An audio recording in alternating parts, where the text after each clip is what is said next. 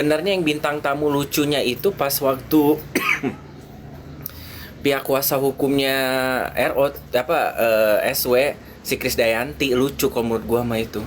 Assalamualaikum Dok Cim, waalaikumsalam. Lady Marmalade. Voulez-vous coucher avec moi ce soir? Cisarua Bogor? Yes. Sore Dok, sore juga Dinsya. Ya, gini sebenarnya surat itu ada di tanggal 7 kalau dari pihak sana itu mereka yang terima. Aku nggak tahu ya kalau dari pihak RO-nya terima apa enggak ya. Cuma yang jelas perubahan yang dibilang tiba-tiba juga kayaknya sih enggak ya. Tapi perubahan yang memang di luar dari yang prediksi membuat RO susah menggeser. Karena RO harus tapping beberapa untuk stok di 17 Agustus. Jadi itu nggak bisa digeser. Mau gimana pun susah. Jadi RO ada tapping-tapping yang memang harus nggak bisa. Karena kalau tappingnya ini bukan dia sendiri masalahnya. Tapi ada co-host yang lain. Jadi memang nggak bisa. Terus dari pihak advokatnya Bapak Minola yang datang ke sana ngehadirin untuk memberikan surat absen itu. SW liburan ke luar negeri Dok. Itu ininya gimana? Oh diterima juga sama RO ya. Berarti memang nggak bisa geser. Itu jadi liburan keluar jadi visanya tanda tangannya gimana? Bukannya harus kedua orang tua ya? Apa gimana itu? Nggak ngerti gue gimana.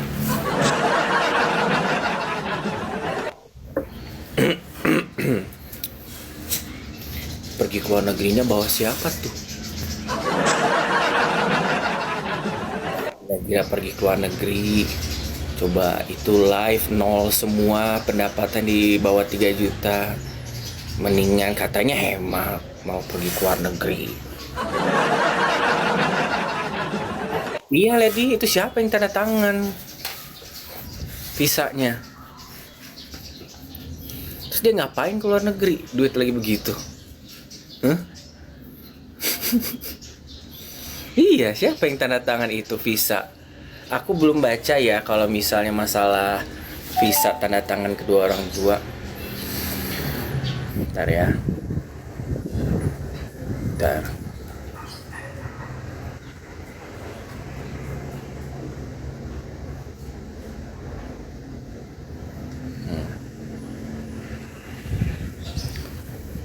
Angin ini teh angin sakit ini. Yang tanda tangan atau izin dari orang tua tetap wajib diperlukan untuk pengajuan visa dan paspor anak di bawah umur meskipun orang tua sudah bercerai. Nih. Walaupun orang tua sudah cerai, tanda tangan visa perlu untuk ditandatangani kedua belah pihak. Namun siapa berhak mendatangi formulir aplikasi visa atau surat pernyataan izin tersebut bergantung sepenuhnya pada putusan hak asuh anak dari pengadilan. Jika hak asuh anak jatuh ke salah satu orang tua resmi,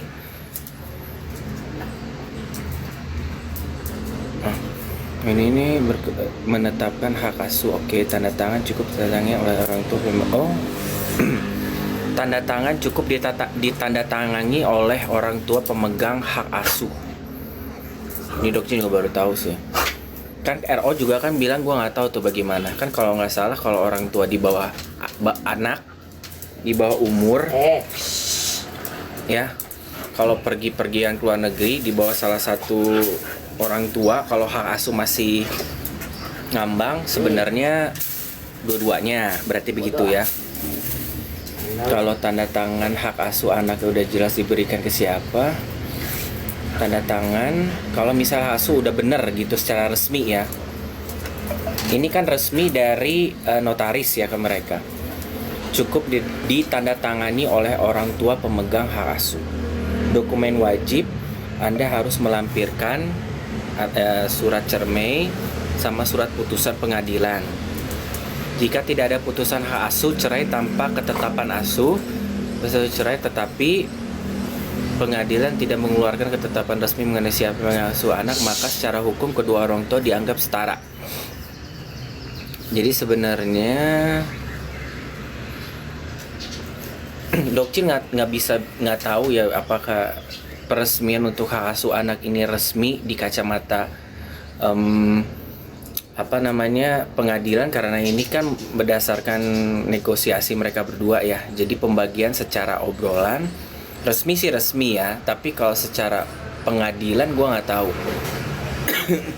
Kalau di sini kalau secara pengadilan resmi, apalagi kalau hak asuh anak sudah benar-benar resmi dipegang sama salah satu, tidak perlu tanda tangan dari pihak yang tidak mendapatkan hak asuh anak. Tapi kalau misalnya masih kesepakatan bersama hanya berupa kayak notaris kayak gitu yang nggak terlalu payung hukum banget, itu harus dua-duanya orang tuanya.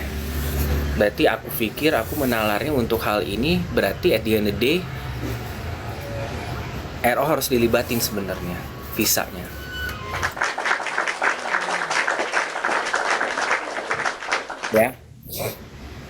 Ya kesepakatan. Makanya Dokcin kasih tahu, aku bacain dengan cara kalau misalnya tidak bisa hadir secara tanda tangan, persetujuan di materai.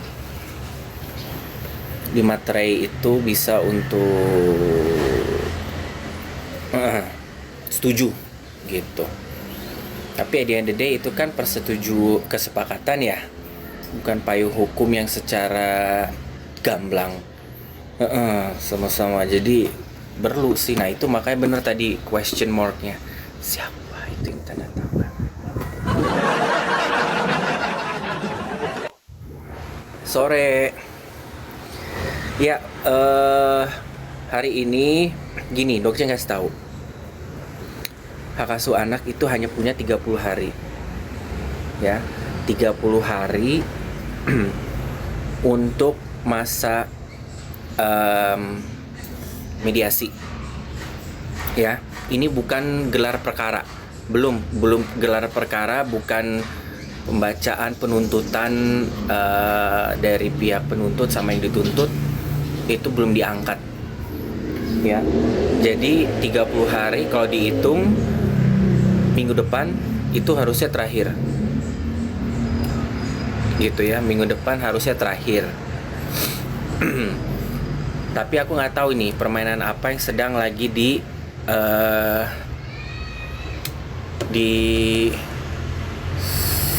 siasati ya. Karena kalau misalnya di dalam 30 hari itu tidak menemukan settlement ya kan, ya mundur tanggal 19 Rabu ke Rabu, betul ya. Kalau misalnya 30 hari belum menemukan titik terang, hey, thank you, how are you? Iya, kalau jadi minggu depan bisa terakhir, tergantung dari hakim mediatornya bisa ketok palu nggak, gitu loh. Karena kalau extend bisa hanya diberikan 30 hari tambahan. Itu juga atas persetujuan dari kedua belah pihak dan disetujui juga sama pihak hakim mediatornya. Nanti akan diajukan. Tapi kalau misalnya 30 hari itu gagal, ya mereka mau nggak mau harus buka perkara gitu loh. Tapi kalau belum menemukan ketok palu, belum ada perkara atau gagal, boleh dilanjutin 60 hari. Jadi maksimal 60 hari, 30 tambah 30. Ada kok itu di buku hukum segala macam, ketetapan pemerintah ada. Google aja sih baca. Makanya kata Dokcin gini, kalau minggu depan belum terakhir berarti mereka ada namanya extend menjadi 60 hari. Masa gue harus kasih tahu lagi sih. Thank you. Ya.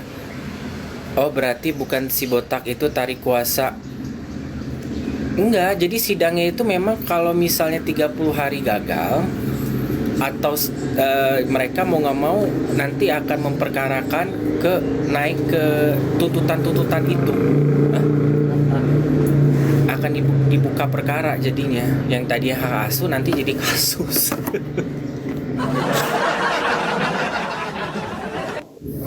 Iya kan? Itu, ngerti kan? Udah RO mendingan datang ya minggu depan ya. Masalah gini, jadinya yang si SW datang itu dia udah ngumpulin tugas yang diminta sama hakim mediator. Gua nggak tahu nih RO memang udah ngumpulin apa nggak. Gua rasa sih memang udah ngumpulin dokumen bersama dengan surat kuasa nggak masuk.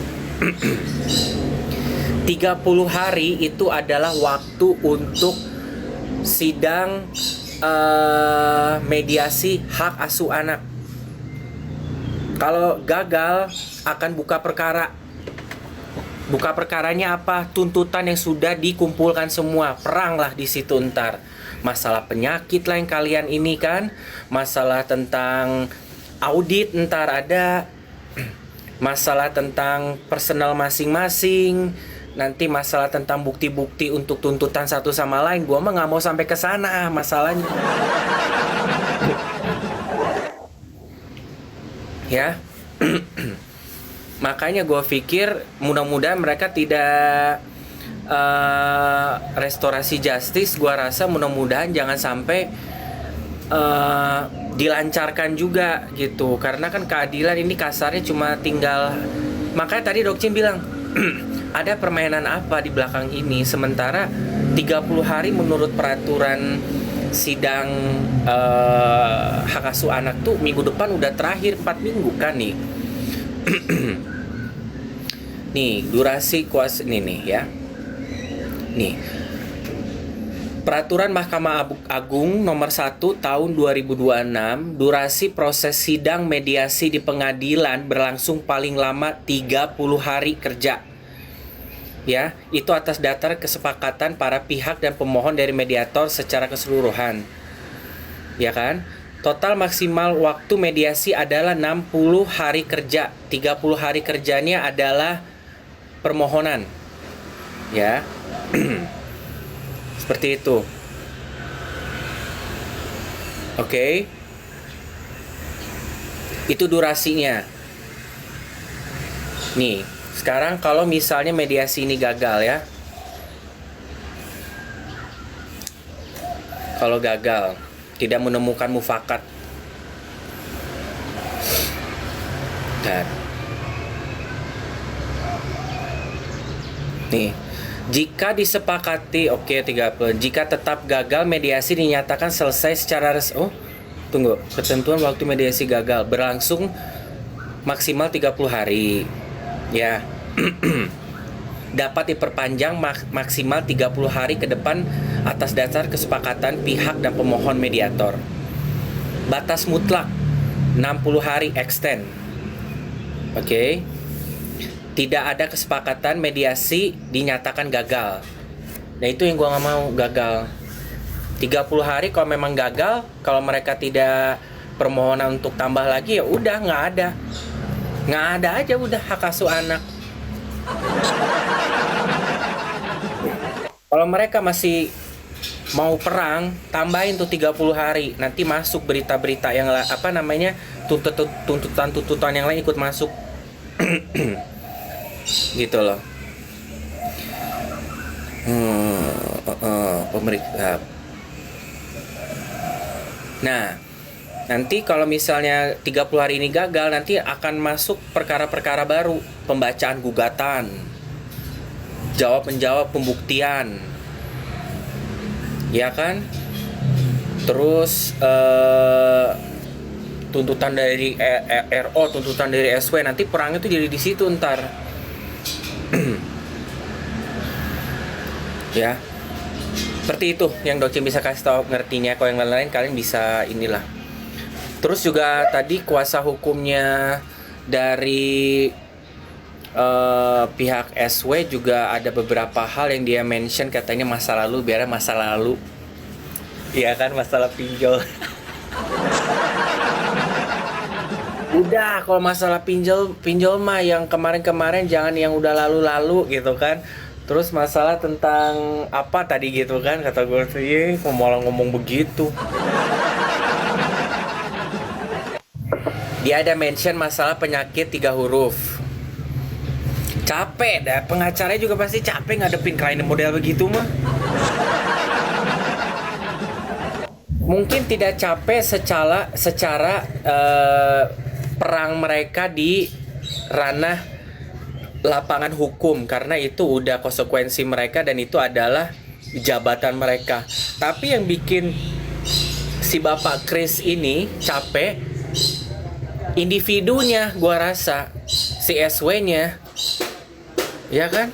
Jadi kalau misalnya pengacaranya SW, kok kalian lihat itu selalu kayak stres melulu kan, bingung gimana cara ngebolak-balikin, gimana cara ini ngelindungi. Sementara mereka terlalu ringan, nggak kritis kayak Bapak Minola. Gitu kan, apalagi kan yang lagi digujingkan perang antara mereka berdua ya, antara sesama pihak tim penguasa hukum ya, bersama advokat masing-masing. Penyakit 3 huruf kan sekarang yang lagi buah bibir di antara mereka. Sinta ya kan, intinya gini, tiba-tiba kan ngejelasin gitu kan, bahkan istrinya yang pernah, bahkan klien kami yang pernah menjadi istrinya dari RO menemani ketika masa terburuknya sakit ya, sama-sama semuanya juga ada di samping pas lagi terburuknya sakit, pas habis